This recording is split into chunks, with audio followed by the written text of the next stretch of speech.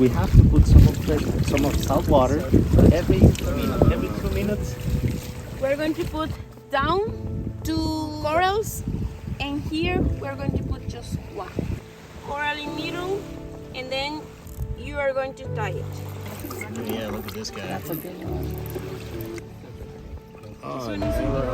We're restoring coral in Costa Rica.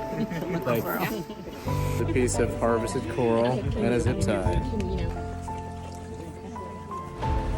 How many have you restored? I've restored 3 corals. You're welcome, Mother Nature.